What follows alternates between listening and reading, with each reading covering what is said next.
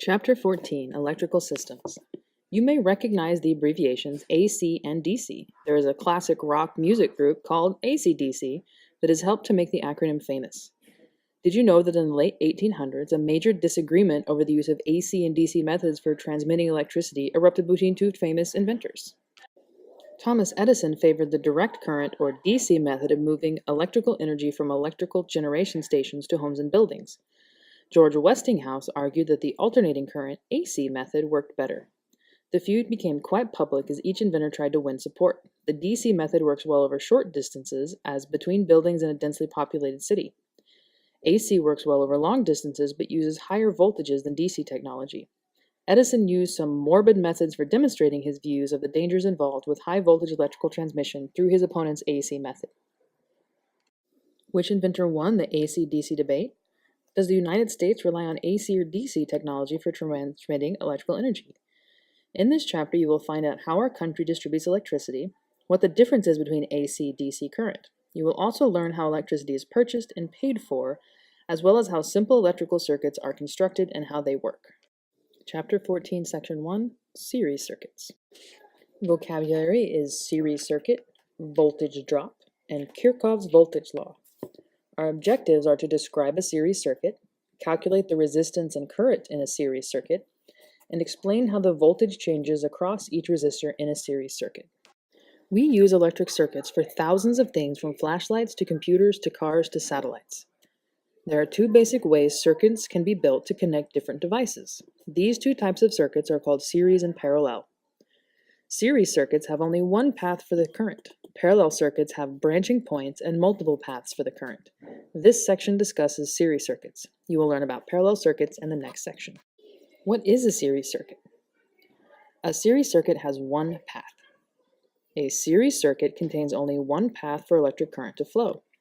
That means the current is the same at all points in the circuit. All the circuits you have studied so far have been series circuits, except for the ones we did that were parallel.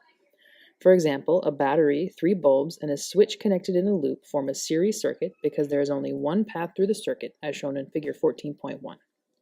The current is the same in each bulb, so they are equally bright. A series circuit has only one path for the current, so the current is the same at any point in the circuit. Stopping the current. If there is a break at any point in a series circuit, the current will stop everywhere in the circuit. Inexpensive strings of holiday lights are wired with the bulbs in series. When one bulb burns out, the current stops and none of the bulbs will light until the bad bulb is replaced. The lights are connected this way because it requires the least amount of wire and therefore costs the least to manufacture. Using series circuits. There are times when devices are connected in series for specific purposes. On-off switches are placed in series with the other components in most electrical devices. When a switch is turned to the off position, it breaks the circuit and stops the current from reaching all of the components in series with the switch. Dimmer switches placed in series with light bulbs adjust the brightness by changing the amount of current in the circuit. Current and resistance in a series circuit.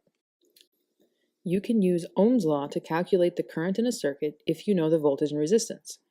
If you are using a battery, you know the voltage that comes from the battery. If you know the resistance of each device, you can find the total resistance of the circuit by adding up the resistance of each device. Adding resistances. You can think of adding resistances like adding pinches to a hose, as shown in figure 14.2. Each pinch adds some resistance. The total resistance is the sum of the resistances from each pinch. To find the total resistance in a series circuit, you add the individual resistances. So this is the equation for adding resistances in series. The total resistance, or equivalent resistance, is the sum of the individual resistors. Ignoring resistances. Everything has some resistance, even wires. However, the resistance of a wire is usually so small compared with the resistance of light bulbs and other devices that we can ignore the resistance of the wire. But having this resistance be there is the reason why some of the measurements that you made don't exactly follow Ohm's law. It's very close. Ohm's law is a good approximation, but in real circuits, since there are these resistances that we ignore from the battery and from the wires, the numbers don't work out perfectly. Energy and voltage in a series circuit. Energy changes forms. Energy cannot be created or destroyed. The devices in a circuit convert electrical energy carried by the current into other forms of energy. As each device uses power, the power carried by the current is reduced. As a result, the voltage gets lower after each device that uses power. This is known as the voltage drop. The voltage drop is the difference in voltage across an electrical device that has current flowing through it. So we haven't talked about power yet, but we will talk about it soon. Power has to do with how much energy is being used, how quickly. How quickly is energy being used? Charges lose their energy. Consider a circuit with 3 bulbs and 2 batteries. The voltage is 3 volts, so each amp of current leaving the battery carrying 3 watts of power. As the current flows through the circuit, each bulb changes 1/3 of the power into light and heat. Because the first bulb uses 1 watt, the voltage drops from 3 volts to 2 volts as the current flows through the first bulb. Remember, the current in a series circuit is the same everywhere. As the power gets used, the voltage gets lower. So where they're talking about power here, you want to think about energy. We'll talk about power later. Power is how quickly energy gets used. Voltage. If the 3 bulbs are identical, each gives off the same amount of light and heat. Each uses the same amount of power or energy. They're not the same thing, but we haven't talked about power yet. A meter will show the voltage drop from 3 volts to 2 volts to 1 volt, and finally down to 0 volts after the last bulb. After passing through the last bulb, the current returns to the battery where it is given more energy and the cycle starts over. Voltage drops and Ohm's law. Voltage drops. Each separate bulb or resistor creates a voltage drop. The voltage drop across a bulb is measured by connecting electrical meter's leads to each side of the bulb, as shown in figure 14.3. You've done this a lot. The greater the voltage drop, the greater the amount of energy being used per amp of current flowing through the bulb.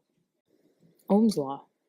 The voltage drop across a resistance is determined by Ohm's law in the form V equals IR. The voltage drop V equals the current I multiplied by the resistance R of the device. In a series circuit, the current is the same at all points, but devices may have different resistances. In the circuit below, each bulb has a resistance of 1 ohm, so each has a voltage drop of 1 volt when 1 amp flows through the circuit. Applying Kirchhoff's law. In the circuit below, 3 identical bulbs are connected in series to 2 1.5 volt batteries. The total resistance of the circuit is 3 ohms. The current flowing in the circuit is 1 amp. The current is 3 volts divided by 3 ohms gives you 1 amp. Each bulb creates a voltage drop of 1 volt. V equals IR. 1 amp times 1 ohm is equal to 1 volt. The total of all the voltage drops is 3 volts. So 1 volt for each bulb times 3, voltage drop of 3 volts, which is the same as the voltage of the battery. So Kirchhoff's law is the idea that the total energy used by all the objects in the circuit is going to equal the energy that comes from the battery. For any complete loop, the total change in voltage is going to be 0.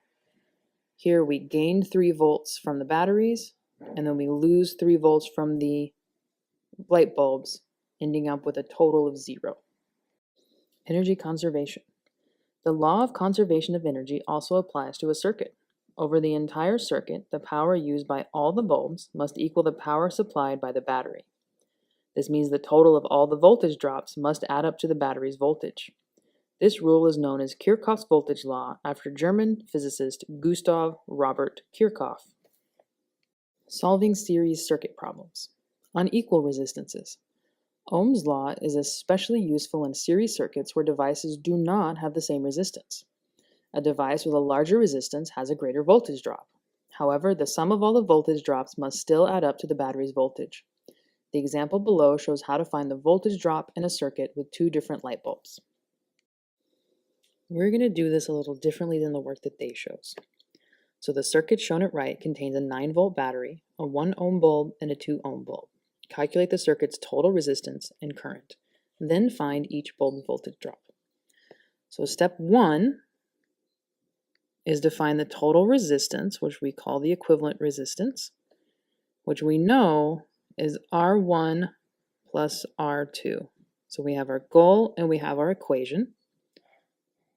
We substitute with units, 1 ohm plus 2 ohms, and then we solve 3 ohms. So our equivalent resistance is 3 ohms. 2, we're looking for our current. That is our goal.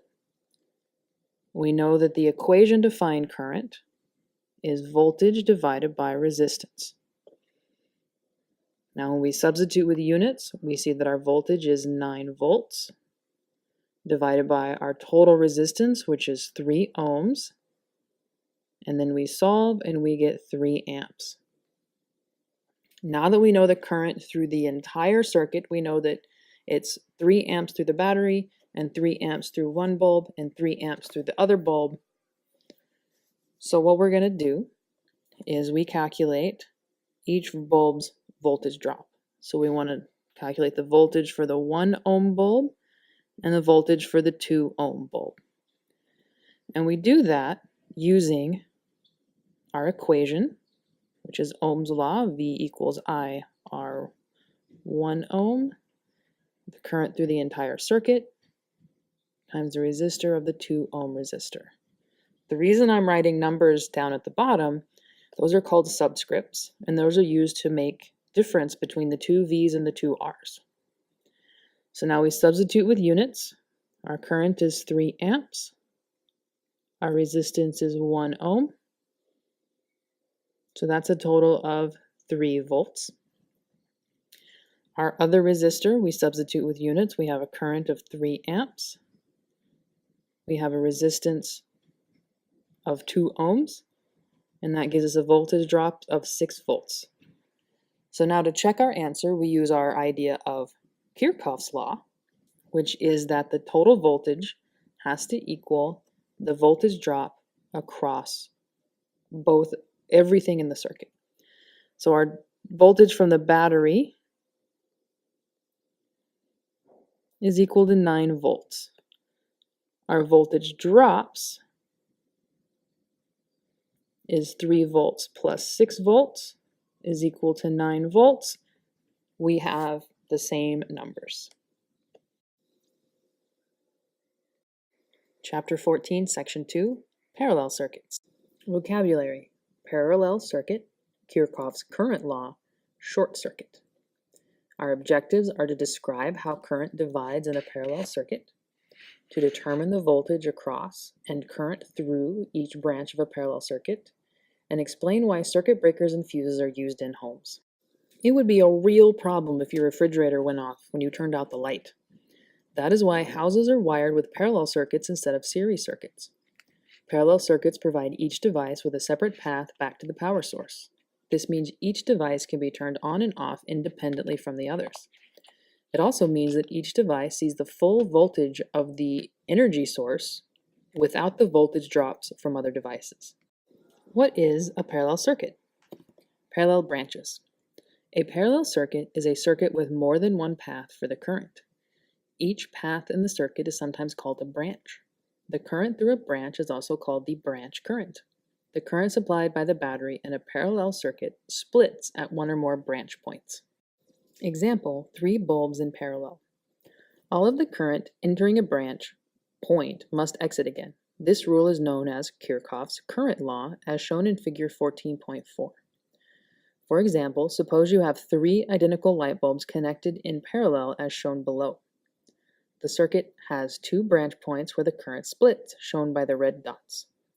There are also 2 branch points where the current comes back together, shown by the yellow dots. You measure the branch currents and find each to be 1 amp. The current supplied by the battery is the sum of the 3 branch currents, or 3 amps. At each branch point, the current entering is the same as the current leaving. This diagram is really interesting, but first we need to talk about how we know that each branch has 1 amp of current in it. The way we know that is because of Ohm's law. V is equal to IR. So the way we know that because of Ohm's law is that, as we said earlier, in a parallel circuit, every object in the circuit gets the full voltage from the battery. So they said in the text that the resistance was 3 ohms. We know the voltage drop on this branch because of the battery is 3 volts. So using Ohm's law, current is equal to voltage divided by resistance is equal to 3 volts divided by 3 ohms is 1 amp. So we know that each light bulb, because they're all the same, they're all 3 ohms, has 1 amp of current going through it. And the total current has to be the sum of the individual currents. So when you have 1 amp of current going through each light bulb, that means you have to have 3 amps of current going through your battery. And then it splits at the branch with 1 amp going through the first battery and 2 amps continuing on to the second branch point, where 1 amp goes through each of the points. And then when it reaches the joined branch point, 1 amp coming in from each side turns into 2 amps going through this middle wire. And when you have 2 amps coming in here and 1 amp coming in from the top, they sum to give you 3 amps that goes back to the battery.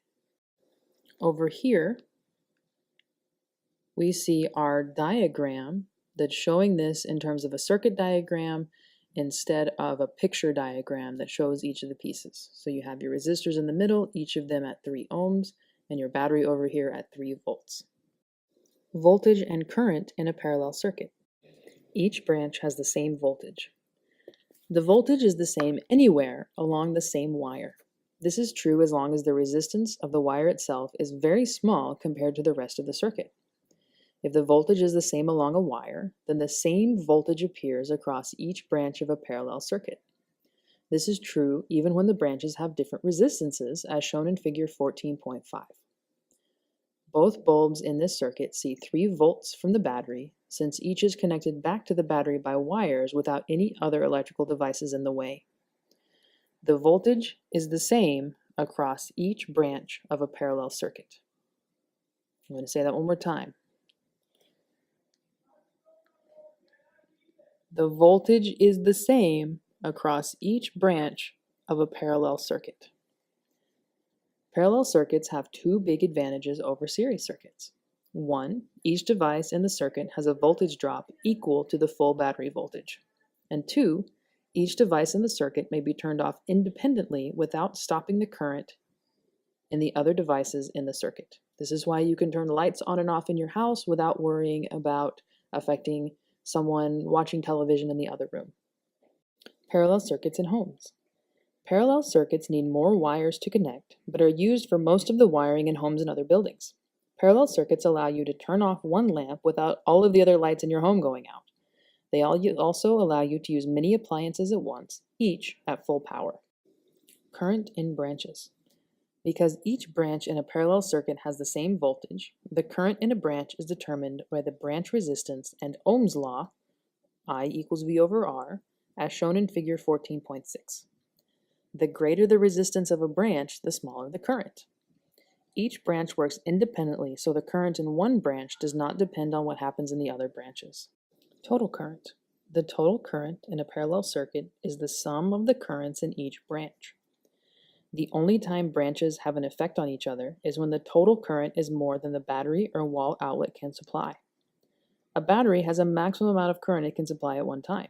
If the branches in a circuit try to draw too much current, the battery voltage will drop and less current will flow. You will have seen this if you accidentally shorted your battery. You would have measured the voltage, and you would have seen a voltage around 0.8 or 0.6 instead of 1.5. Calculating current and resistance in a parallel circuit.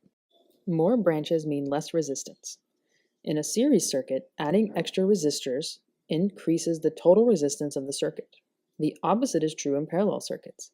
Adding a resistor in parallel circuits provides another independent path for current. More current flows for the same voltage, so the total resistance is less. As we talked about in class, this is like opening up more lanes to check out people at the grocery store. The more checkout lanes you have open, the more people will get checked out, regardless of the speed of each individual checker. Example of a parallel circuit. Figure 14.7 compares a series circuit with a parallel circuit. In the series circuit, the current is 6 amps. Current is voltage divided by resistance equals 12 volts divided by 2 ohms. In the parallel circuit, the current is 6 amps in each branch. The total current is 12 amps. So what is the total resistance of the parallel circuit? Ohm's law solved for the resistance is R equals V divided by I. The total resistance of the parallel circuit is the voltage divided by the total current, so 12 volts divided by 12 amps, or 1 ohm.